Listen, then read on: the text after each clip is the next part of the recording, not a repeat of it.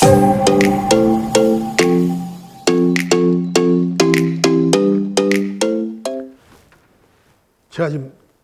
지금부터 강의를 시작하겠습니다. 이제 그러면 어떻게 해서 우리가 이 도시의 역사를 통해서 이 도시에 인문을 입힐 것인가, 사람의 문의를 입힐 것인가. 그럼 우리를 잘 알았으면 좋지 않겠어요? 그러니까 이 지방을 보는 시각이 아무리 교과서적으로 이야기를 해도 잘 안 되더란 말이죠. 아니, 제가 말해서 여러분들 저를 반드시 이렇게 좀 따라 주십시오. 이런 뜻은 아니고, 그런 뜻이 아니고요. 이게 아까 신구 개념 있잖아요. 신구. 서양은 신식이고, 동양은, 근대는 신식이고, 전통은 구식이고, 이런 생각을 하면 그냥, 실제로 지금, 전부 지금 그렇게 하고 있어요. 우리 부학자님도 이제, 보면은, 우리 시가문학, 이런 거 연구하시고, 있잖아요. 이러면, 시간문학 하면 미국 유학도 안 가도 되고, 이렇게 그런 것부터 말이 시작해가지고, 점점 어떻게 나오냐면, 현대문학, 이런 거 하신 분은 서양의, 제가 이론을 들레주도 잘 알고, 푸코도 잘 알고, 제가 이렇게 말하면, 저 호남학 진흥원 한다더만 무슨, 그런 이야기도 하나? 그러니까 아까, 베네딕트 앤더슨 이런 이야기 하면 좀 기분이 좀 이상하잖아요. 근데 그렇게 말하면 상당히 유식하게 보여. 근데 가사문학 한다고 하면, 송강? 하고 끝이에요. 그거 말도 못해. 사실은. 사람들이 또. 그리고 우리가, 그렇다고 이론을 좀 우리가, 문의 이론, 문학도 문화과학이다.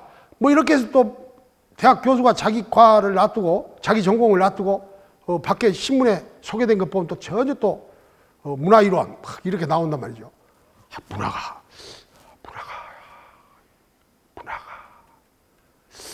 근데 참, 정의하기 힘든, 그렇다고 제가 그냥 국문학 이러면 정의하기가 쉽다는 건 아니에요.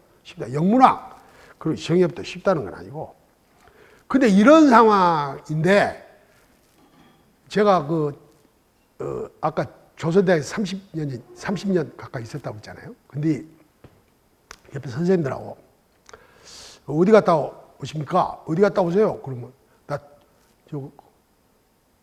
노사 기정희 선생 고산서원 갔다 온다고 그러면 고산서원이 어디입니까? 어떤 데입니까? 이렇게 물어본 사람이, 물론 제 인상이 조금 밖으로 보면 좋은 것 같아도 지금은 좀 괜찮아요. 지금 좀 나이가 드니까 좀 편안하게 마음을, 외손주를 보니까 괜찮더만.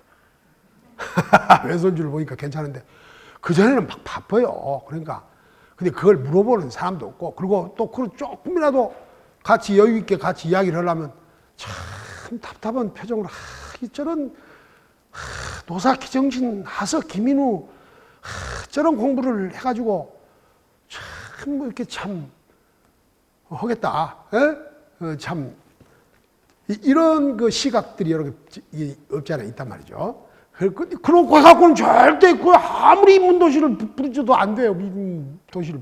우리 것은 없는데, 우리 것을 찾지 못하고, 어떻게 인문도시를, 우리를 바라보는 시선이 너무 나약하고, 너무 가늘프고, 너무 허무적인데, 어떻게 그것이 우리 도시가 힘차고, 아름답고, 이렇게 되겠습니까? 그러면 도시라고 하는 게 서로 의미 없는 모임도 많으니까, 의미 있는 대화 공간, 살롱. 그것도 다 서양 사람들이 그 살롱에서 발전했다고 그래가지고, 그 의미 있는 대화방이 많은 그것이 촘촘히 이어지는, 그게 바로 문화도시다. 또 누가 딱 정의를 해. 구라파, 문화학자들 많아요, 문화사가들. 문화산업론, 이런 거 보면 엄청나. 그러고 보니까 그 사람들이 다 이미 예견했어요. 이런 영상산업, 이런 거 다 예견해가지고, 저는 지금 이름도 잊어버린 사람들, 호시로 시작해갖고, 한 5자 이름 되는 분들, 또,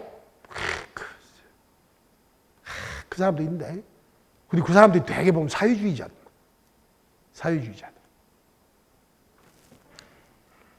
그래서 이렇게 갖고는 그리고 도시락 그런데 우리가 우리끼리 그 대화방을 아무리 많이 만들어 대화방이 만들어지면 대화를 할 수 있습니까? 이야기거리가 없는데 계속 거기서 베네딕트 앤더슨, 푸코, 들레주, 로자 룩셈부르크 막 이야기하면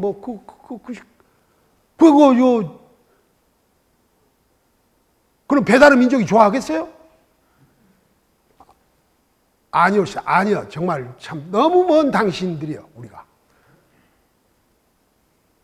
그래, 우리가 그런 걸 소비문학이라고, 소비문학. 그래, 그것은 기초다, 기초. 그 외국, 내가 들레주를 몰라야 되고, 푸코를 몰라야 된다는 건 아니에요. 로자 룩셈부르크를 계속 읽어야 되고, 정말 읽어야 돼요. 다 읽고, 알아야 돼. 그러나 그것만 갖고 이야기를 해서는 자기가 안 나온다고 말이죠. 그래서 항상 저는 이 역사와 인문, 도시 이렇게 제목을 줘서가 아니라 제가 일찍이 광주 빛과 생명 문화광주 2020이라고 하는 그 문화 프로젝트를 20년 전에 했어요. 했는데 거기서 제창한 바가 있습니다. 문화 산업하자. 우리가 인권도시 그 인권도시 문화가 아니라고 어떤 사람 그러면 그거 안 되는 거죠. 도시고 그 색깔이 있는 거, 가치가 있는 건데. 인권, 내가 그때 생명, 이렇게, 인권 생명, 이러고 내자로 하자. 이렇게 하면 또, 두 자씩만 하니까 이렇게 하자. 막 이렇게. 그래서 인권 도시. 좋아. 그래서 제가 거기서 제가 그 책임자 있습니다. 여기 지금 그 유명한 사람이요. 서울대학관 정근식. 그러고 내가 이렇게 하니까 역사관광 이렇게 내가 그걸 우리 도시정책성에 하나 넣어야 된다. 내가 연구비 따왔다고 하면 안 되죠. 나한테 연구를 위촉을 했는데 내가 조선대학에 있으니까 조선대학만 하면 안 되잖아요. 우리 광주 전남의 모든 선생님들이 다 그 지혜를 모아야 되니까 한 30여 분 모으면서 그래도 우리 정근식 교수가 호남문화연구소 소장으로서 아주 활동력 있고 또 워낙 돈을 아껴 쓰는 사람이고 그러니까 작은 연구비를 갖고 28분 정도가 같이 하려면 돈을 아껴 쓸 수 있는 사람이 그 사람이 딱 연구비 5천만 원을 딱 운용을 해야 된다. 딱 이렇게 해서 한 건데 근데 형 이거 참 나보다 형이라고 그러잖아요. 형 이거 기가 막힌 말인데 바로 그래. 관광이라는 게 말이야. 역사 관광이야. 그 의미가 있어. 근데 그 좀 있으니까 다크 투어리즘이 나옵니다. 다크 투어리즘. 역사 교훈 여행이라고 흔히 봐요. 어두운 역사 경험, 잊고 싶은 역사 경험을 기억하는 역사 기행이단 말이죠. 잊고 싶은 망각 그 대상으로 떨어질 수 있는 조작 대상으로 있는 그 역사의 아픈 슬픈 현실을 다시 기억하는 역사 운동이에요. 운동. 그것은 역사 운동. 그 다크 투어리즘이라고. 어두운 투어리즘 여행. 흑색여행이죠. 요새 말 흑색여행. 근데 우리나라 글씨에 투어리즘이라고 하는 건 뭐고요? 근데 우리나라 글씨에 관국지광이란 말이죠. 관국지광. 우리나라 옛말에 관국지광. 볼관, 나라국, 지광. 관국지광. 나라의 빛을 본다. 그러면 손님을 높이는 것이다. 이런 주역 글자가 있어요. 관계. 여기서 관광이란 말이 나왔어요. 그러니까 우리는 다크 투어리즘이 아니라 우리는 라이트 싱잉, 빛을 보는 싱잉, 여행이 돼야 된다. 빛의 여행. 빛을 보는 그 어두운 기억 저편에 캄캄이 묻혀있는 잊고 싶은 그것의 빛을 쐬이는 그런 기행이 돼야 되고 그것은 바로 역사 현장 운동이 되고 그야말로 우리가 이 땅의 지금 슬픈 역사를 딛고 서는 그들에 대해서 경건할 수 있는 하여 세상에 대해서도 경건할 수 있는 보이지 않는 이름 없는 사람에 대해서도 소중하게 생각하는 그런 것이 이루어질 수 있다. 뭐 이렇게 해서 역사 관광. 그런데 너무 왜 그러면 그 정부에다가 시청에다가 광주시청에다 내는 거니까 그냥 역사 관광 이렇게 쓰는 거죠. 거기다가 여기다 1, 2, 3, 4. 그리고 제가 그 뒤로부터 그러고 이제 제가 빛과 생명 문화광주 2020이 기초가 되어가지고서니 1년 반 있다가 정권 교체가 2년 있다가 정권 교체가 이제 노무현 정부가 들어섰잖아요. 김대중 정부에서 정권 교체가 정권 창출이 재창출 정권 연장 이렇게 해서 그러고 거기서 만들어진 게 저 아시아 문화전당이에요. 저거. 우리가 그 아시아 문화전당 그 복합 문화 공간으로 만들어야 된다고 그랬어요. 어차피 뭐 도청 옮겨갈 거 뽕피두 센터 사례를 봐가지고서니 그걸 만들면 좋겠다. 근데 뽕피두 센터가 다른 게 아니에요. 그거 뭐 공부방이고 도서관이야. 애기들이 그렇게 많이 나. 어린이들이 많이 있어요. 그 동양 어른들. 또 이거 동양, 서양 또 차별하네요. 미안합니다. 미테랑 도서관이 파리에 그 슬럼가에 있어요. 그리고 도서관이 안 난다 만지고 도시 경관이 바뀌는 거예요. 근데 여기서는, 근데 하여튼 우리는 도시 경관을 바꾸더라도 인간의 어떤 양심을 이렇게 북돋고 인간의 지혜를 북돋는 방향으로 도시 경관을 바꿔줘야 되지. 막 심심하면 막 그렇게 페인트 칠한다고 되는 게 아닙니다. 또 갑자기 민족적이라고 그래가지고서 뭐 스타벅스가 들어오면 안 된다고 막.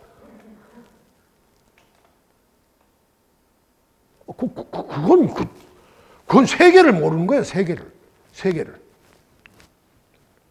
관국지가 라이트싱잉이죠, 라이트싱잉. 라이트싱잉. 요거 그러고. 야, 우리가 그래서 이 속속들이 우리 고장을 알아야 된다. 그래서 빛 광자. 이제 한글로 쓰죠. 빛광보다, 그 빛광하면 여러분들 뭔 생각이 나요? 화투 생각나죠? 하여튼, 빛을 찾아가자.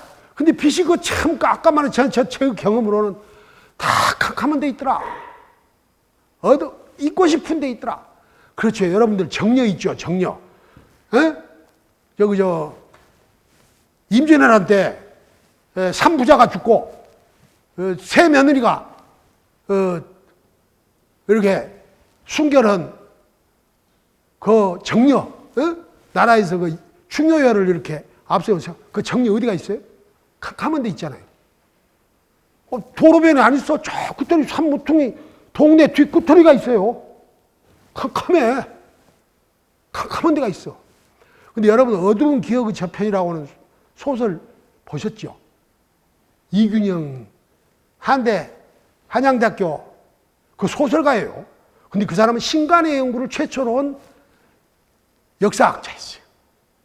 근데 아주 일찍 죽었습니다. 그 신간의 연구라고 해서 그 우리나라에서 신간의 좌우합작 운동 하는 거. 그래서 제가 우리나라 최초의 민족 유일당 운동, 국내에서 민족 유일당 한 거. 민족 독립을 하려면 서로 모든 당파들이 서로 연합당을 해야 될 거 아니에요. 힘을 연합해야 되니까. 이념을 떠나서 좌우합작을 해야 되니까. 그러니까 우리 역사 전통이 거기에 있었다니까. 그걸 찾아가는 거. 그러니까 그때 최은종 목사, 지금 최은종 목사 너무 이제 이렇게 참 해서 유명합니다만 조금 이야기를 드리면 그때 그런 운동을 하셨던 분 나중에 전부 빨갱이로 몰려갖고 지 자식 교육 못 시키고 그 자식 앞에서 며느리 앞에서 아무 말도 못하고 이렇게 지내.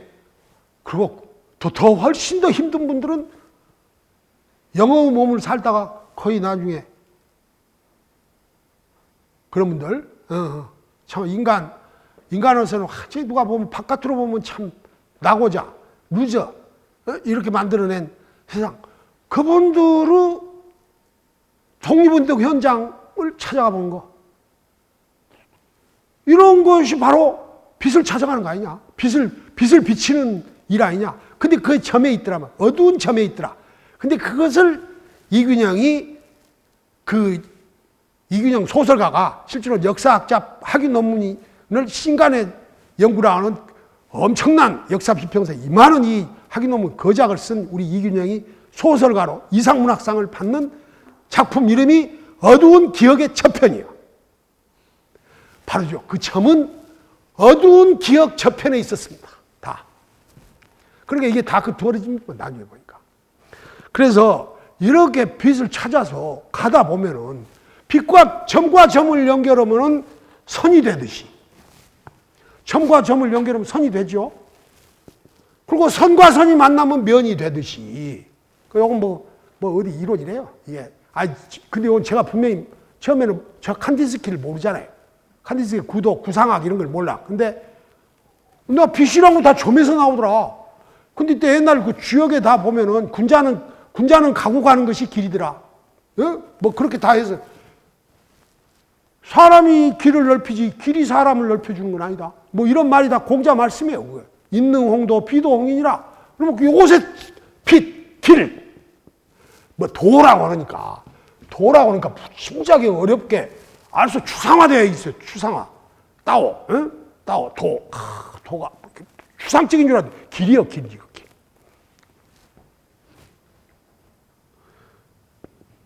그 가도란 말 써 옛날에.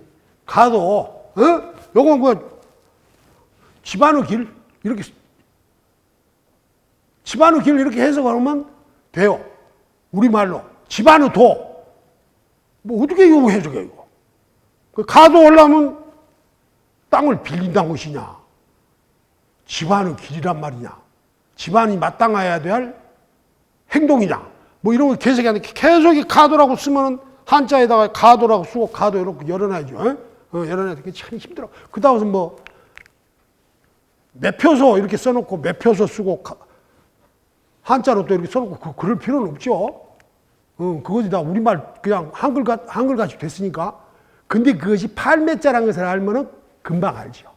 그러니까 어렸을 때 그 애들이 그 사자수학 같은 거 보면은 빨리 개념이 빨리빨리 늘어. 빨리빨리 늘어요. 그리고 나중에 그게 길. 인능홍도 빛길 땅. 빛길 땅이라 점선면이라 이게 딱 같더란 말이죠. 근데 이게 나중에 알고 보니까 나는 전부 우리 고전능과 맹자, 공자, 또 주역 뭐 이런 데서 이렇게 그 이론적인 틀을 이렇게 짜봤는데 이게 그러고 열심히 그러다 보니까 점선면인데 점선면으로 우리 땅을 바라보면 우리 고장을 다니면은 아름답지 않겠는가? 우리가 좀 튼튼해지지 않겠는가? 이렇게 생각했는데 칸디스키 이론이라고 해서 참 나도 그런 이론도 알고 설명을 하면 좋겠구나 이런 생각을 할 수가 있겠죠. 그러니까 공부하는 사람은 같이 함께 공부해야 돼요. 같이 공부해야 돼요. 이게 서로 껴안고 뭐 이렇게 보듬고 서로 같이 함께 하고 그렇게.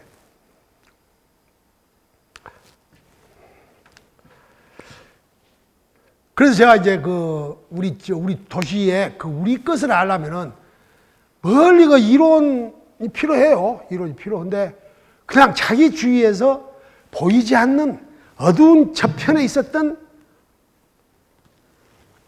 그래 무덤도 막 찾아가 보고 그러죠. 무덤. 그래서 이렇게 보니까 이 땅처럼 이렇게 빛이 많은 데가 어두운 기억 저편에 빛이 많은 데가 없더라. 왜 그러냐? 가장 크게 일단 간단하게 일단 대한제국이 이미 차관 정치를 하고 일본 것이 되어버렸어요. 통감이 다 와서 일본 통감이 다 다스리는 땅, 통감이 임금이랑 순종 뭐 임금 아니죠, 임금. 그런 땅에 의병이 여기서 가장 치열하게 일어났거든요. 근데 그때 치열하게 일어난 의병은 그래도 명문 대갓집이 아니에요. 그 전에는 명문 대갓집이 많이 있었죠. 고시들도 있고 기시들도 있고 예를 들면 고시, 기시도 있고 양시도 있고 다 그 사람들은 선현에 올라가면 다 옛날에 고명하신 대학자들 조선시대 고범 귀대승으로 연결되고 노사 기정진으로 연결돼서 계시다. 고경명 선생으로 해서 연결되는 그런 분들 많이 해요. 근데 실제로 의병이 많이 일어날 때 우리나라의 의병의 전체 절반을 차지할 때는 전부 그게 평민의병이에요. 물론 뭐 기씨가 좀 오면서 나 우리 집이 저거죠. 기정진 선생이라고 말할 수는 있죠. 근데 사는 것이 일반 평민과 똑같아. 근데 또 머슴의병도 있어, 머슴의병. 근데 따서 우리가 그 평민의병이라고 그러니까 그 사람이 무식한 줄 알아. 일반 우리 공부하는 학자들이. 아니다. 나 여러 번 말하죠. 우리보다, 훨씬 더 한자 많이 알았다. 우리는 지금 저리 가면은, 어디 지금 시경정 이런 데 가서 보면 주련 있잖아요. 흙에 쓰고 초소름 잘 못 읽어요. 근데 그 사람도 초소 잘 못 읽어. 그러나 띄엄띄엄해서 신자를 저렇게 쓰고 하늘천자는 저렇게 쓰고 아무리 공부를 안 했어도 알아. 우리 할머니 한글학교 안 다녔어도 우리 이모가 우리 할머니한테 요것은 누구 광주 이실이한테 간다. 요것은 최실이한테 간다. 이러고 써놓잖아요. 그러면 요건 최실이한테 가냐? 아이고 그거 알아 할머니가. 한글 안 배웠어도. 옛날 그 고구마하고 보내줄 때 쌀 지금 생각나세요? 안 나세요? 아니 말씀 좀 하세요. 할머니가 다 알아요. 그러게 머슴이라고 그래 막 무식하게 막 그냥 평민이라고 해서 무식하게 보는 거 아니에요. 그런 거 보고 무식하다는 것이요. 그 어두운 근데 그 의병들의 선적이 그렇게 많아. 의병들은. 근데 가만히 보니까 김남주나 윤상훈이나 전부 그 동네를 갈 때는 의병장 이렇게 해서 지날 동네를 가고 버스를 타고 가고 그랬어요. 그 집에서 조금 더 가면 고봉 기대준 선생 서원도 있고 무덤도 있고. 이게 어렸을 때가 아무것도 아닌 것 같아도 달라요. 그래서 사람이란 게 원래 사람이 클 때 상당 부분을 크게 작용하는 것이 가족이 아까 말한 가족. 예? 가족이 서로 아버지가 폭력적이라든지. 근데 그 아버지의 폭력도 다 이유가 있어. 이유가 있어.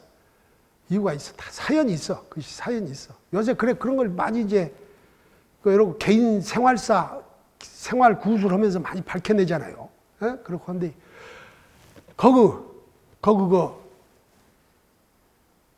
그 다음에 마을이 중요해, 마을. 마을에서 힘들 때 서로 뭘 주고받고 이렇게 사는 사람들은 전혀 달라. 근데 마을에 고약한 참봉볕을 갖고 고약하게 고리대 나오고 그 옛날 소설에 나온 거 그 사실이에요. 사실이 많아요. 그 이렇게 고리대 못 갚으면 그 작은 딸 뺏어가불고, 그 누구 딸 주라고 그것이 그냥 헛이 아니에요. 그것이 그냥 가상이 아니에요. 근데 그런 경우가 많지가 않아. 근데 하도 고약하니까 그렇게 소설이 나온 거야. 고약하니까. 지금 우리가 신문에 보면 전부 나쁜 놈만 나오지만 전부 나쁩니까? 다 착하지요. 우리가 뉴스거리가 못 돼서 그러지요.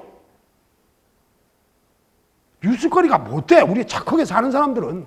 근데 아주 유독하게 착하게 살려면 참 또 다르겠죠. 다르겠으나. 일반적으로 다 그죠. 옛날 다 의사들 다 왕진오고 다 그랬어요. 왕진오 가서 오고 다 치료오고. 다 했는데 그것도 그 이름 난 의사들도 있는 거죠. 또 일반 다 의사들 착했어 다. 다 착해. 근데 이제 이름을 진짜 낸 우리 이종 박사라든지, WHO입니까? 세계보건기구. 또 옛날에 몽골에 가서 돌아가신 우리 이태준 선생이라든지, 몽골의 성자예요. 몽골의 성자. 또 저쪽 아프리카에서 돌아가신 분 있죠. 이태석 신부님. 그런 신부님이시죠. 이태석 신부님. 그런 분들 의사이기도 하고. 너무 그런 분들은 이제 이렇게 뉴스가 나지만 나머지 착한 의사들. 지금도, 하여튼, 근데 이게 너무 많은 거예요, 이게 전라도가. 근데 경상도보다 훨씬 많더라고. 아니다, 이거 비교해서는 안 됩니다. 비교해서는 안 되나. 왜냐하면 경상도는 유적을 주로 자기 가문, 자기 큰 유학자, 거의 보면 한 8개 정도씩 그 모임이 있어요. 종소 모임들이 있어가지고. 그리고 그 중심으로 해갖고 저게 유교문화 중심적으로 사고. 유교 중심적으로. 그리고 또 저는 그 사찰이 커. 사찰이 커. 근데 그 사찰에 전라도 출신 스님들이 많아요. 근데 뭐 스님이 왜 중요한가?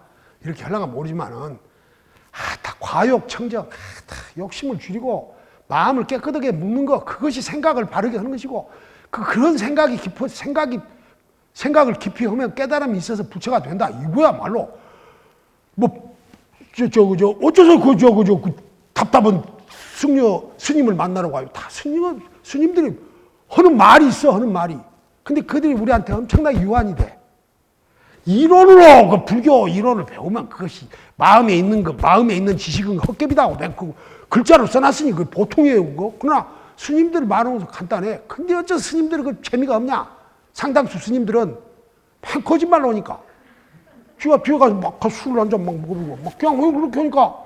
어디서 불전도 불전하면 그것도 손대고, 막. 근데 그것도 몇몇 스님이 그렇지, 뭐 다른 스님은 그걸 안 해요, 또. 그러니까, 이런 사연들이 저쪽에 비해서는 얘가 훨씬 더, 그게야말로 진짜로 어두운 기억 저편에 있더란 말이에요. 그런데 그걸 따라서 이렇게 걷다 보니까, 무슨 걸어요? 다 차 타고 가지. 물론 걸으면 제일 좋겠대요. 걸으면. 근데 그거 걸을 수가 없어. 여러분, 이 도로 이렇게 가시면, 내가 그래서 포충사에서 저쪽에서 우리 칠석동 향양마을 거리 가고, 거가 이제 하필이면 고싸움놀이 하는 데잖아요. 좀 거리 걸어가 보려고 그랬더니 길이 없어, 길이. 차도밖에 없어. 인도가 없어, 인도가. 특히 시골길, 근데 인도가 가장 발달한 데가 서울이야. 그렇죠? 목동길 얼마나 걷기 좋아요. 자전거 길 그런 거 다 잘 내는 데가 서울이요. 화나자? 아니, 그것도 이제 잊어야죠. 무슨 화가 나, 그거. 우리가 잘하면 되죠. 근데 지금도 여기 가서 보면은, 전부 저 길을 넓혀놨다면 전부 차도예요, 차도. 사람이 걸어갈 수가 없어. 그러나 그냥 막 조금 걸으면서, 제가 그래서, 그러면서, 이거 정말 인도가 없는 나라, 인도주의가 안 되는 나라, 막 이렇게 하고, 이렇게 다닐 수도 있죠. 그렇습니다. 그러게 그 길이 또 좋아. 이렇게 뭐 불편하긴 해도 차를 타고 가면 금방 막 이렇게 가고, 이렇게. 그리고 이렇게 한 바퀴 딱 도니까 백양사 그 일대, 백양사에서 피람서원까지 이렇게 다 와서 이렇게 묶어져 있는 그 땅이란 것은 참 좋구나. 그리고 피람서원이 황룡강에서 황룡강을 쭉 따라서 딱 이렇게 오면은 참 좋구나. 그 땅이 참 좋구나. 이렇게들 다들 생각하면 이 땅이 참 좋구나. 근데 많이 배우게 되는 거죠. 많이 배우게. 그리고 이제 배움이라는 것이 계속 물어보는 거 아니에요.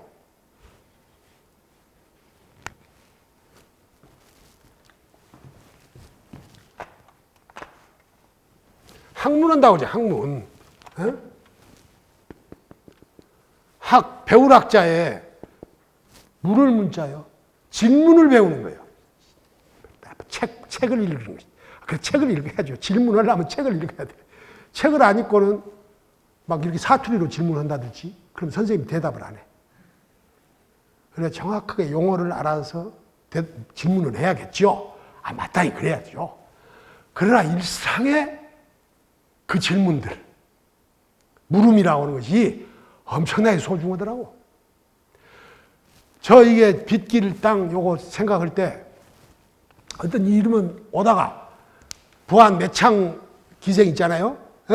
유희경의 초놈 유희경의 애인, 둘 애인 나이 차이가 한 30살 차이 정도 나요. 그러고 이제 이화의 월배고 거기 나오잖아요. 그러고 거기 이렇게 부안 다른 반계 유영원 선생 갔다가 이렇게 오면서 고창 저쪽으로 내려오는데 마을 여기가 뭐가 있습니다. 여기 좀 가보시죠. 그래서 딱 다 내려서 보니까 이분이 면함 최익현 선생하고 의병을 1906년 윤 4월 그러니까 우리가 초여름에 의병을 하셔가지고서니 순창까지 진군을 해서 거기서 순창에서 결집에 있던 중 최익현 선생이 군대를 해산하지 않을 수 없는 사연을 만든 분입니다. 제가 그렇게 설명을 했어요. 어째서 그러냐. 이분이 그때 총 맞아 돌아가셨습니다. 최익현 의병, 최익현 선생 의병에. 그래, 최익현 선생 저쪽은 사당이 잘 돼 있고 청양 그거 잘 돼 있고 그러지만 이분은 동네에 비서관 나 있는 거예요. 비서관. 근데 거기서 딱 이랬습니다. 이런 분인데, 참, 최익현 선생 그러니까 이분 돌아가시니까, 우리 군대가 우리가 어떻게 우리 군대를 하고 싸울 수가 있냐? 그때 이제 진위대 이런 것이 전부 우리 군대거든. 그러니까 군대 해산하기 전이니까. 그 다음에 일본군이 와서 다 하죠. 그런데 나중에는 일본군이 하지만은 그 전에는 우리 군대가 와서 의병 하지 말으라고 탄압하고 막 그랬거든. 탄압했다기보다는 지휘자가 이제 총 쏘라고 그러니까 총 쏘는데 해프면 그거 맞아서 죽어서 총에 맞아서 이렇게 돌아가셨습니다. 이렇게 하니까 알고 보니까 이 산하가 저만 그냥 답사를 한참 갔다 오니까 오는 길이니까 이 산하가 훤하네 그래. 어떤 분이 그러시더라고. 이 산하가 훤하네. 그 말을 들으니까. 그래서 제가 이거 빚이란 말을 처음에 생각했습니다. 제가 처음부터 안 게 아니라 이렇게 서로 묻고 서로 이렇게 나누고 막 했을 때 그런 것이 그런 엄청 선생님이 그 어르신이 참 다른 분도 다 좋지만은 그러면 이런 자리는 이제 선생님들은 우리 젊은 청년들은 잘 안 다니고 전부 노인들만 따라다니십니다. 사실은 노인들만 따라다니고 그럴 수밖에 없지 않겠어요? 우리 청년들은 그 나쁘다는 게 아니고 다른 일 다 아르바이트 해야 되고 복잡해요. 우리 청년들 진짜 그래요. 청년들. 그래서 이게 이렇게 하다 보니까 우리 땅을 바라보는 태도를 좀 바꿨으면 좋겠다. 그러니까 이게 뭐 큰 공부가 아니라 가만히 생각을 한번 해봅시다 이런 거죠. 근데 좀 이제 거시적으로 좀 생각을 한번 해봅시다. 이렇게 되면은 제가 여러분들한테 이런 말씀을 드리고 있습니다. 두 가지를 꼭 말씀드립니다. 우리 선입견이 아주 잘못되어 있습니다. 우리는 참 바다가 그렇게 멀었어요. 왜냐하면 바다는 무서웠어요. 근대의 바다는. 근데 하필이면 조선시대 바다에 가서 많이 살지 말아라. 섬에 가서 많이 살지 말아라. 이런 적이 있었거든요. 왜냐하면 너 외국가 들어오면 막 너 죽는다. 너 그리고 바다에 있다가는 세금을 내지 않는다. 이렇게 해서 자꾸. 그래서 조선 국가가 자꾸 바다 섬에다가 궁방전, 왕실 땅이다고 자꾸 이렇게 거기다 이렇게 절수를 해서 이를테면 왕실 땅으로 띄워줬어. 무슨 말씀인지 알겠죠? 왕실 땅. 화홍王주가 결혼하면 네가 그 땅 가서 세금 받아서 써라. 이런 정도예요. 에? 세금 받. 근데 세금만 받아야 되면 나라한테다 줄 20두만 주면 되거든. 나라한테 줄 것을 호조에다 바칠 것을 꼭 굳이 말하면은 요새 말하면 국세청에다 바칠 것을 개인 왕실에다 화홍원주한테 준다고 말이야. 근데 화홍원주가 야, 나 세금 받은 게 너가 그 땅이 내 것이다. 이렇게 혼자 하는 거야.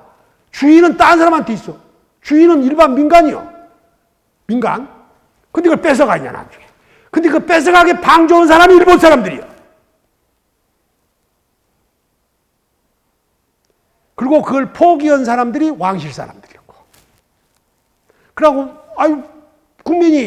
백성이 점점 인지가 발달하고 권리의식이 발달하니까, 아까 우리 동학도 오고 막 이렇게 하다 보니까, 의병도 오고 이러다 보니까, 이거 원래 우리 땅인데 왜 당신이 세금을 더 받아가냐. 더 받아갈 수가 없다.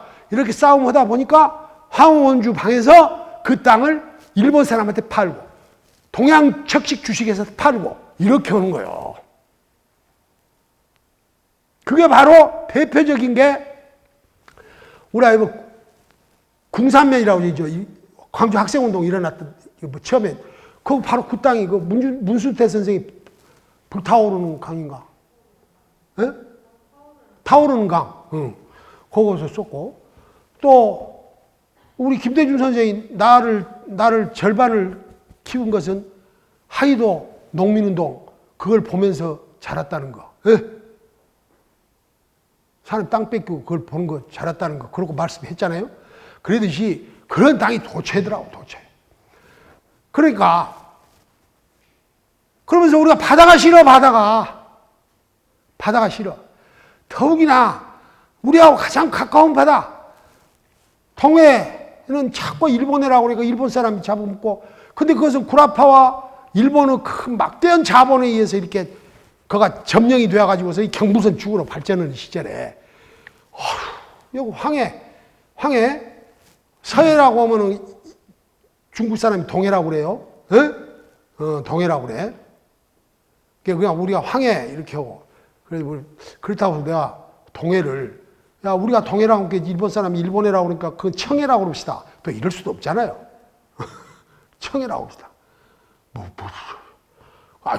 그러면 안 돼. 그럼 그냥. 그거 원래고. 그래서, 일본에는 태평양, 그 앞에가 일본, 요만 쬐끄만 데가 일본해지. 그리고 여가 이제 이러고 있어. 그러니까 이제 하여튼, 그래, 바다가 싫어, 바다가 별로 안 좋아. 바다가. 근데 일제시기 때는 바다가 엄청나게 발전했어요. 일본 사람에 의해서 가장 물자가 자주 오고 갔잖아요. 여러분들 배의 힘이란 것은 무섭습니다. 5,000톤짜리 배란 것은 5톤 트럭 1,000대가 들어가는 거예요. 1,000대가. 그래서 상상을 우리가 그 물동이라든지 속도가 상상을. 여러분 이거 여기서 저까지 갔는데 5,000대가 가보세요. 교통 체증이 나가고 움직입니까? 배는 금방 가. 근데 하역 시간이 좀 길어. 그래도 괜찮아. 그게 빨라. 그게 빨라요. 더. 그렇다고 이명박이 같이 막 안에 운하 들어갖고 뭐 하자 그건 안 돼요. 그건 아니요. 그건 자연을 거역하고 하늘을 거역하고. 그래서 우리 그 바다가 싫어. 그래서 자꾸 우리는 또 대륙이 문명의 선진지로만 생각을 했어. 그래서 자꾸 대륙만 바라보고 있었다. 그러니까 우리 다른 나라, 다른 고장 사람들 생각하지 말고 우리 고장, 여기 우리의 입장에서 근데 훨씬 더 가깝더라고. 바다와 우리는 가까웠어요. 바다와 가까워. 또 두 번째 통념은 전라도는 행동이 너무 앞서가지고서니 의병은 많이 했을 때 학문이 없었다라고는 생각을 자꾸 해. 그렇죠? 이 두 가지 통념. 대륙 지향성. 대륙 지향성은 아니야. 바다 깊이. 예? 바다 소외. 바다를 소외시키고. 그러고 우리를 엄청나게 바다를 또 섬놈이라고 비웃어. 그러고 또 섬사람은 섬사람대로 우리가 여기서 문명이, 문화가 이렇게 싹트게 된 것은 유배인이 와가지고 서울에서 대갓집에서 정치적인 탄압을 받아가지고서니 유배를 와가지고 여기서 발전했다. 뭐 한 사람이 와갖고 뭐 유배인 두 사람이 와갖고 뭐 어떻게 그 발전을 시켜요, 그거.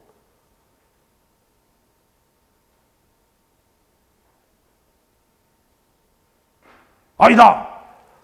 소치 허여인은 다 추사한테 가서 배우고, 그렇게 해가지고서니 진도를 그렇게 화양으로, 그림고장으로 만들었다. 뭐 이렇게 말을 자꾸 하면 끝이 없는 거죠. 그럼 우리는 뭐 재주가 없어서 선생이 뭐, 여러분들 수학 문제 다 자기가 풀어야 되잖아요. 선생이 가르쳐 줄 따름이지. 공식을 가르쳐 줄 따름이지. 그게 모방은 창조의 어머니라고 그러듯이, 그래, 누구한테 모방하고 배우는 거 중요해요. 그러나 자기가 노력하지 않으면 할 수가 없는 거예요. 그래, 노력하는 것을 중시해야지. 그것을 갖다가, 우리 문화는 전부 유배인 문화다. 섬을 업신여기면서. 그리고 우리는 사상 학문이 없다. 이렇게 자꾸 주장을 한단 말이에요. 이거 저 퇴계를 봐라. 막 이렇게, 그거. 또 하서 김인우 선생이 큰 학자였다는데 맨 술만 잡섰다더라. 맨 윤설만 해. 혹시 울산 김씨세요? 울산 김씨부터 그래. 고산 윤선도 가서 찍어서 음풍명월만 한 줄 알아. 그리고 고산 보길도 보고갖고 저국에 연못인데 저국에 바위가 있어서 저 바위 위에다 여자 기생을 놓고 그래서 춤추라고 했다는 거예요. 그러고 밑에가 이렇게 보여. 보이면 어찌란 말이에요, 그것을. 당신이 뭐 술값을 냈어, 내가. 그렇게 막 자학적 증세가 있단 말이에요. 우리 자학 증세가. 학문사상적 자학 증세가 있고, 하나는 해양 멸시, 이 대륙 추종, 이런 사상이 있더라. 그렇다고 해서 여러분들 신의주까지 기차표 끊고 가자, 이렇게 하면, 가자, 그렇게 해야지. 나는 바다로만 간다, 그렇게 하면 아닙니다. 그건 아니에요. 제가 말씀드린 것은.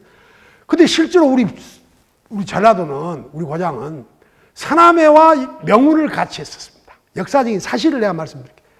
첫 번째, 장보고의 시대.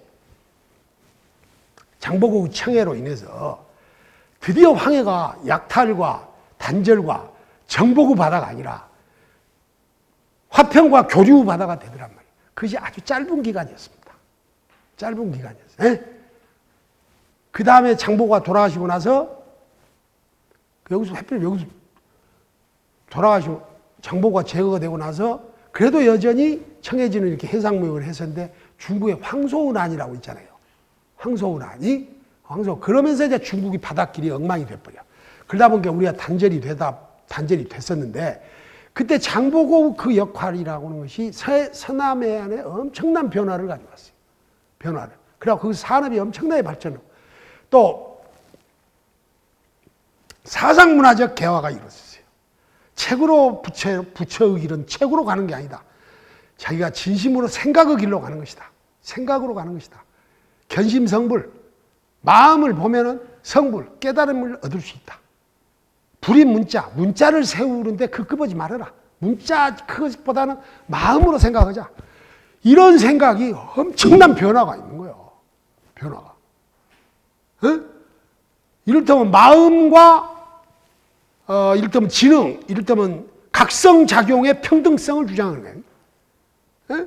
각성의 평등성, 그걸 주장을 해요. 그러면 큰 선종, 큰 스님이 전부 평민이었습니까? 그렇게 물어보시면 안 돼요. 평민은 그거하고 다르잖아요. 그런 뜻은 아니에요. 근데 그게 바로 전라도를 중심으로 선정불교가 전라도를 중심으로 해서 퍼졌습니다. 두 번째, 그런 다음에 바로 장보고 이후에 바다가 막히니까 그리고 그 바다를 견훤이 차지했었는데 그래도 신라는 더욱 쇠퇴할 수밖에 없었어. 황해 교통이 막히니까. 그래서 최치원이 계속 나는 황해를 건너서 신라의 사정을 당나라한테 알려야 된다고 여러 번 서해를 오고 갔어요.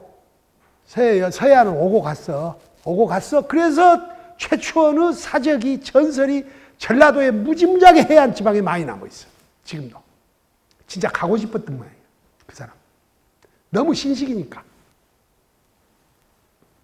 너무 신식이잖아요.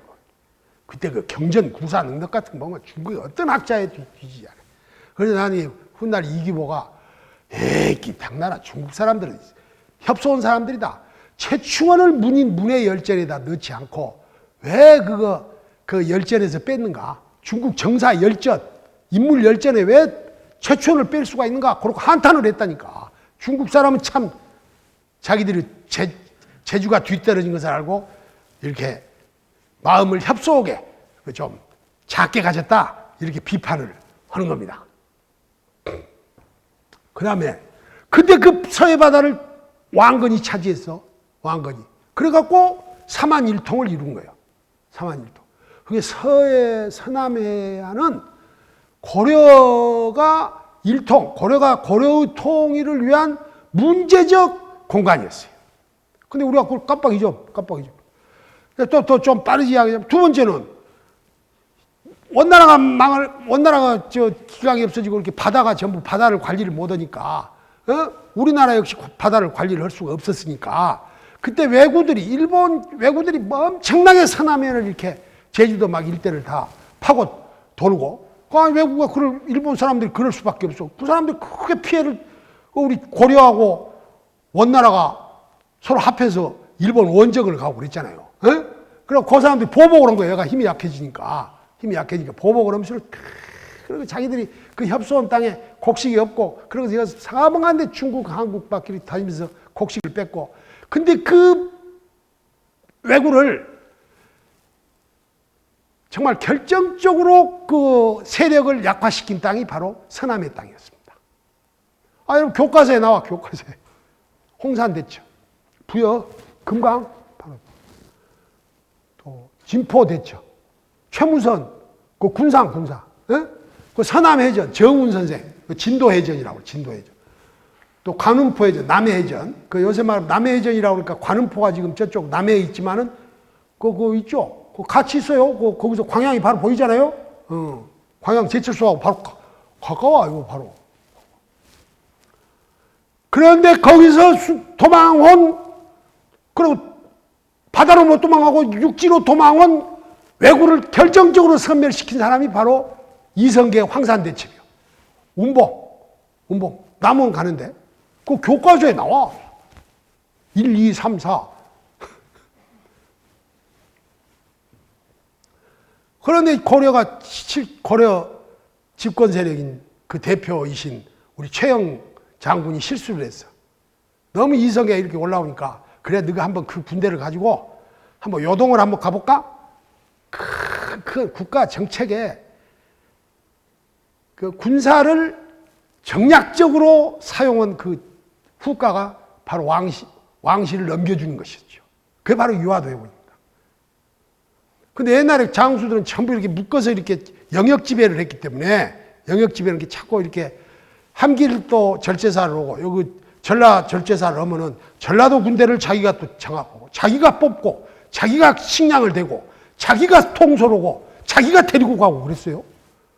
권율 장군이 요 행주산성 때 권율 장군 직함이 전라감사였는데 요 전라도 군대를 듣고 가서 싸웠어. 그래갖고 사실은 조선이 만들어진 거예요. 그러니까 조선이 만들어졌는데 뭐 세종대왕 멋있고 뭐 훈민정음 뭐 멋있고 이렇게 됐는데 근데 사실은 집현전에 초기 집현전을 설계하고 집현전을 정착시킨 학자들이 호남 학자들이었어요. 호남 출신 학자들이었어요. 그 중에 한 사람만 말하자면 숙주의 아버지 신장이 여기서 태어났잖아요. 여기서 그 박은이라고 그 사람 반남 사람인데 그때 이미 그때는 이제 옮겨 불었고 윤회라는 사람이 있어요. 윤회 여기 전라북도 여기 사람. 근데 나중에 그 사람들 근데 그 사람이 왜 여기서 안 살았대? 그러면 그런 분 항상 여기서 살면 여기서 주시면 계속 여기 살아야 됩니까? 안 그래. 그래. 그럼 거꾸로 하면 유자광이도 우리 동네에서 사람이야. 우리 동네 사람. 유자광이도 여기서 태어났으니까. 근데 그 태어나서 그 사람이 힘을 잡은 데는 여기 배경이 있었던 거죠. 여기 배경. 그러니까 아까 말한 신장이라든지 이런 사람도 여기 배경이라고 하는 것이 중요하다. 그런 뜻으로 말했어요. 그러니까 여기가 가까워. 왕실, 조선 국가하고 가까웠어요. 그런 정도로 말씀드리고. 그렇게 조선 국가를 만들어내는 결정적인 힘이 이 바다의 안정에 있었다. 바다의 안정에. 외구 퇴치의 힘, 해양의 힘에 있었는데 그것이 바로 이를테면 조선 왕조 교체 좋게 말하면 혁명에 조선 혁명에 이를테면 하나의 무력적 기반이 됐다. 근데 여러분 바로 그걸 조선을 만든 만든 사람이 바로 여기서 우리 정도전이 여기 와서 유배를 했어요. 유배를 하고. 물론 그러고 여기 인근의 사람들하고 상당히 연결이 많아요. 우리가 근데 그런 시각을 갖고 보면은 정도전의 문집이 다시 보이는 거예요. 그렇죠? 근데 조선 국가를 저쪽 우리 중심 왕조 그런 역사로 보면은 정도전이 여기서 만난 사람들은 아무 소용이 없어요. 아니 김대중 선생 우리 정권교체 여기 사람 상관없습니까? 있잖아요.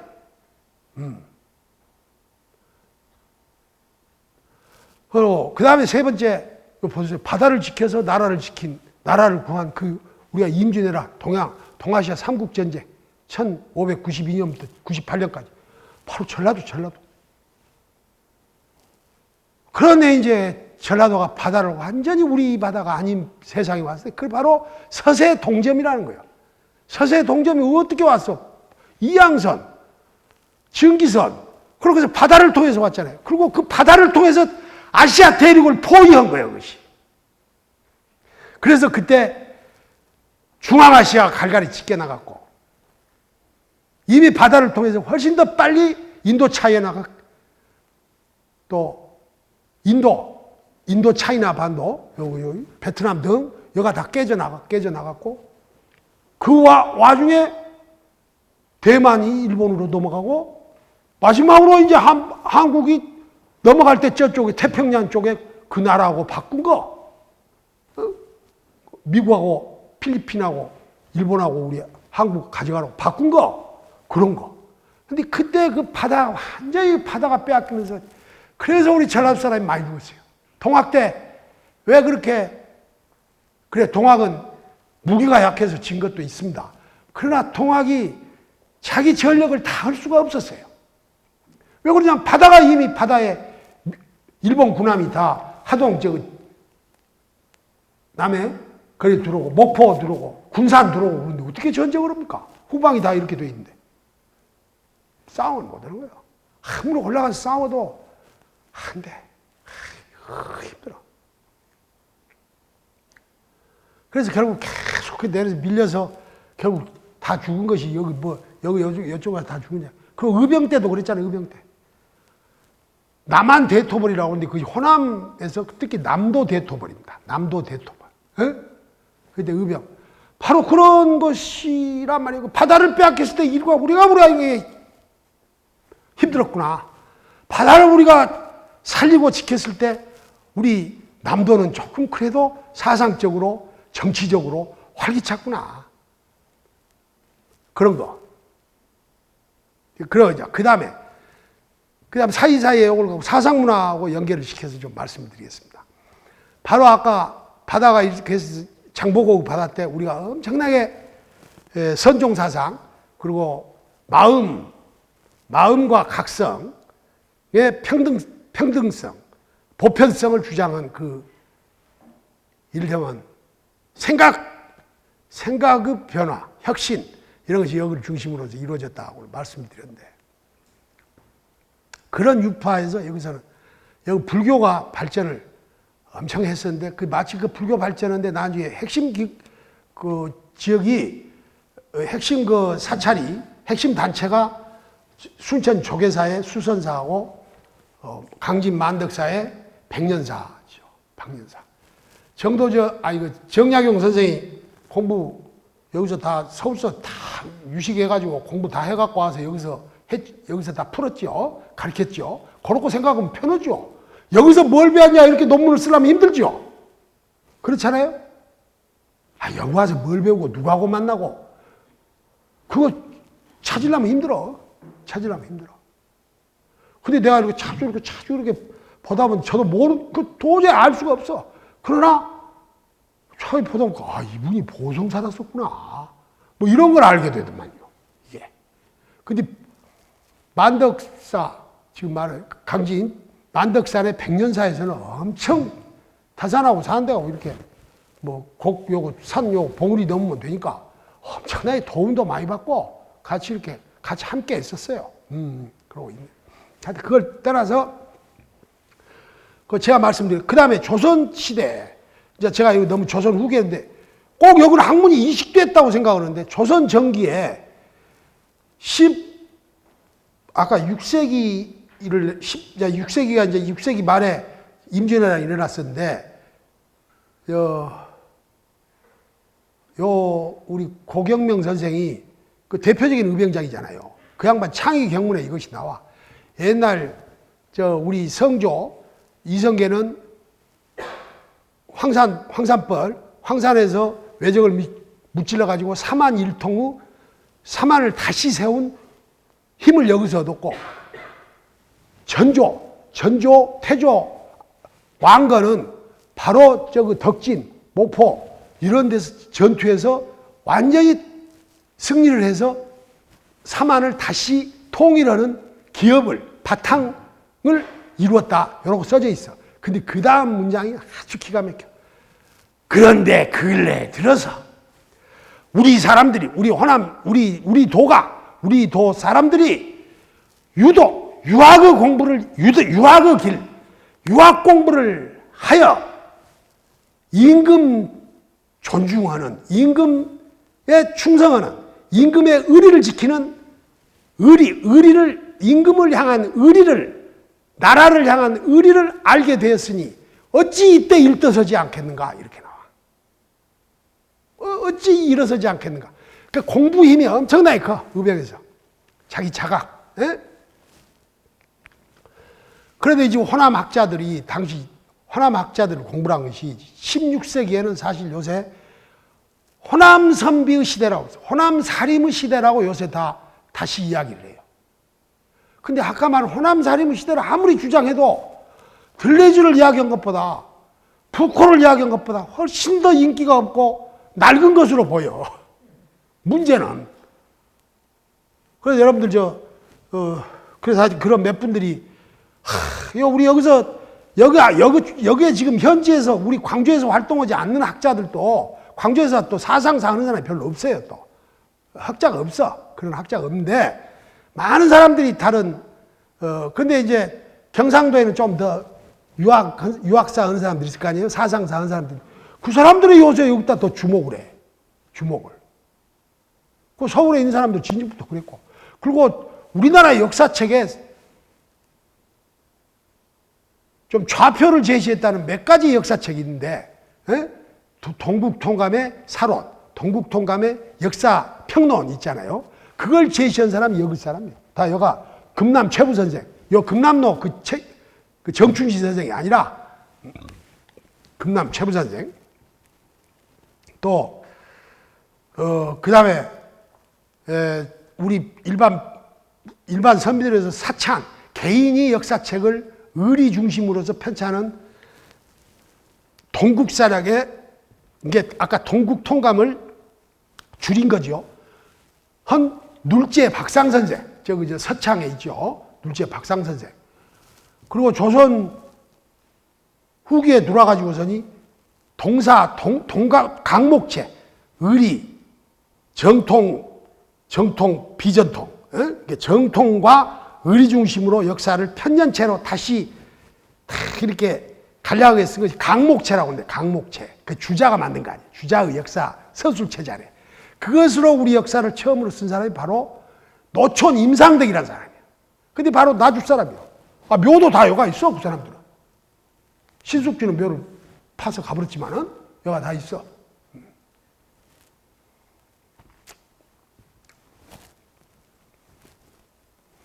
그럼 역사학자들이 여가 이렇게 기라성 같은 역사. 그러니까 우리 학술이 없었다는 거. 근데 하여튼 조선 중기에 우리는 학문이 없고 이론이 없었을 것이다. 고봉 기대중 선생, 하서 김인우 선생, 그 성리설이라고 무슨 으뜸성리설이 있었습니다. 당대 으뜸성리설이었어요. 근데 맨 퇴계 중심으로만 이야기를 하는데 그것은 자세히 이렇게 살펴보지 않으니까 그래요. 근데 문제는 자세히 살피는 것은 논문 쓰는 사람이 해야 되지만은, 논문 쓰는 사람도 그것이 시대의 흐름에 맞게끔 써야 그것이 누가 스토리텔링을 하든지 누가 그것을 재밌어서 같이 읽든지 그럴 거 아니에요. 근데 이 공부하는 사람들이 전부 학문 귀족주의가 있어요. 귀족주의가. 고상한 언어를 써야 돼요. 고상한 언어를. 정리되지 않는 개념을 자꾸 이렇게 갖다가 쓰니까 참 크게 안타까워. 이제 지금 저 옆에서 계속 서서 그만하라고 그러니까. 그만하겠어. 근데 한마디만 더 하겠습니다. 근데 조선 후기 되면은 도학이라고 하는 거 있잖아요. 아까 성리학이라고 하는 것이 전부 권위도학, 권위성리학이 돼. 권위성리학. 권위. 자기 당파 권위, 자기 스승 권위, 학파 권위, 자기 신권, 자기 이렇게 권력 권위, 임금도 가볍게 생각하는 그런 권력 성리학이 돼버렸을 때. 그러면 우리는 어쩌냐? 여기는 평민성리학, 평민도학, 생활도학 이런 것이 엄청나게 발전했어요. 그것은 무엇이냐? 유학이란 게 다른 거 아니더라. 서로 같이 돕고 살아나겠다. 서로 같이 애정을 지키고 살아나겠다. 그래서 얘가 평민 유학자들이 엄청나게 많이 나왔어요. 조선 후기에. 예? 이제 우리는 근데 거창한 큰 유학자만 알고 있잖아요. 방계 유영원. 근데 사실 실학도 방계 유영원이 부안에 살았으니까 여기 사람이요. 아이가 유배 왔다 하던데요. 아니 원래 자기 집 땅이 여가 있었다니까. 요 부안에 있고 그 큰 집은 땅이 여가 영암 신북 있죠. 거가 있었어. 아 지금도 그래서 유씨들이 거기 살아. 거기서 영의정도 나왔어. 영의정도. 아 이런 너무 그냥 그리고 여기는 대체적으로 생활유학, 평민도학, 도를 지키는 것은 생활 속에서 지켜야 된다. 그래서 바로 우리가 벼슬을 못 하지만은 그래서 이거 앞으로 우리 스스로가 도를 지키는 배움이 있어야 한다. 배워야 된다. 이런 생각을 했어요. 근데 그게 바로 공동체 성리학이었어. 공동체 성리학. 근데 향약 누가 만들었어요? 성리학자들이 만든 거예요. 그거 성리학자들이. 에? 근데 이제까지 역사 속에서 성리학, 향약이라고 하면 양반이 평민을 수탈하기 위하여 만든 것이라고 계속 가르쳤어요.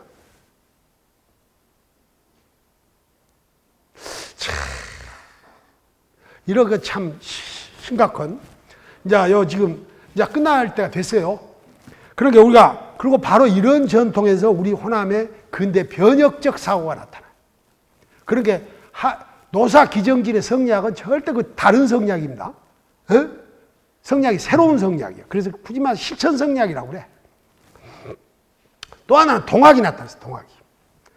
그리고 여기는 정체성이 여기서 대종교가 호남에서 일어났어요. 당군교. 당군교 아시죠? 나라를 뺏겨도 땅을 빼앗겨도 하늘마저 뺏길 수 없다. 라고 하는 운동이 여기서 일어났어요. 그래서 이상용 선생, 우리 김자진, 서일, 박은시, 신채호 이런 사람들이 다 대종교예요. 대종교. 대종교. 주시경, 우리말을 읽힌 사람, 김두봉 이런 사람 다 대종교는 사람이에요. 여러분, 그래서 우리가 이런 생활과 가까운 우리 호남의 이 학문이 이름 없는 그 별들 생각들이 어두운 기억 저편의 생각들을 찾아내는 것도 중요하다. 그러니까 우리가 그것을 점선면 빛, 길, 땅을 찾아가면서 하면은 나는 인문대식 된다 이렇게 생각하고 그 호남의 새로운 주도 세력, 호남 주도 시대 뭐 이렇게 말하면 제 자신이 좀 부끄럽잖아요. 그래도 우리 더 떳떳하고 아름다운 땅이 될 수가 있다. 그거에 이제 광주가 있어야 된다. 이렇게 앞으로 그런 과정에서 남과 다르다고 조금 작다고 업신여기고 싫어하고 이러는 게 아니고 그랬을 때 우리가 이 사회를 멍들게 만드는 신자유주의도 극복해내는 우리 내발적인 자주적인 힘이 만들어질 수가 있는 거 아닌가 이런 생각이 드는 겁니다. 그래서 하여튼 여러분들 참 제가 시끄럽게 강의하는데 참 잘 참고 지내주셔서 계셔서 감사합니다. 이상으로 마치겠습니다.